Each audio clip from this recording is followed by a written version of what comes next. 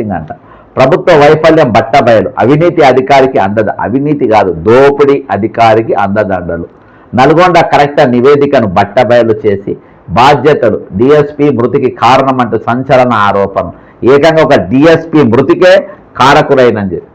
AD శ్రీనివాసులకు 70 కోట్లకు పైగా అక్రమ ఆస్తులు కొల్లగొట్టేందుకు లైసెన్స్ ఇచ్చినట్లు విమర్శలు. ఏడి శ్రీనివాస్పై చర్యలకు ప్రభుత్వ వెనుకడుగు. నేను ఏం లేదు, ఒకటే చెప్తున్నా. ఇప్పుడు మొన్న 8 మంది దగ్గర ఉన్న పైసలు ఇప్పుడు దాకా నేను ఈ 9 మంది మీద ఇప్పుడు నేను వీడియో మాట్లాడుతున్నా. మళ్ళా ఈ 9 మీద ఉన్న ఆస్తులన్నీ తీసుకొని వస్తే రిటైర్మెంట్ పైసలు సగం మంది వెళ్ళిపోతాయి, సగం మంది దాదాపు అందరూ వెళ్ళిపోతాయి. శిక్షకు బదులు కీలక పోస్టింగ్ అంట.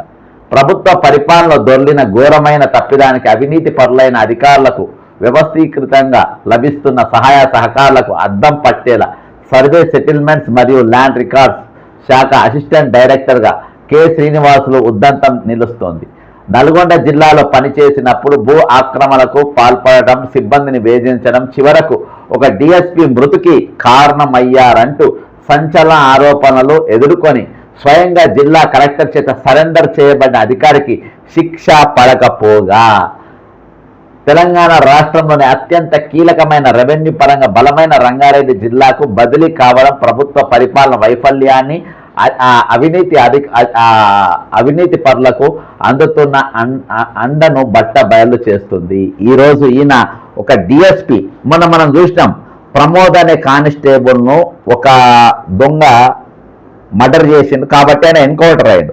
సరే, ఆ పేషెంట్కు ఆ ఖైదీకి దెబ్బలు దాకిన, మొత్తం కోట్ల పైన కాళ్ళు చేతులు ఇరిగిన, హాస్పిటల్లో కూర్చొని హాస్పిటల్ ట్రీట్మెంట్ తీసుకుంటా మరీ తుపాకీ తీసుకొని పోయి కాల్చేటప్పుడు పోలీసులు వాళ్ళ ప్రాణం కాపాడుకోవడానికి తిరిగి కాల్పులల్లో ఆయన చనిపోయిండు. మరి అదే ఈరోజు ఒక అధికారి, ఒక అవినీతి అధికారి చేస్తే ఏకంగా ఒక డిఎస్పీ చచ్చిపోయిందట. మరి ఎందుకు ఈయన మీద చర్యలు లేవు? డిఎస్పీ అంటే మామూలు కాదు కదా, కానిస్టేబుల్ చచ్చిపోతేనే ఎన్కౌంటర్ అయింది, మరి ఒక డిఎస్పీ చచ్చిపోతే దేనికన్నట్టు?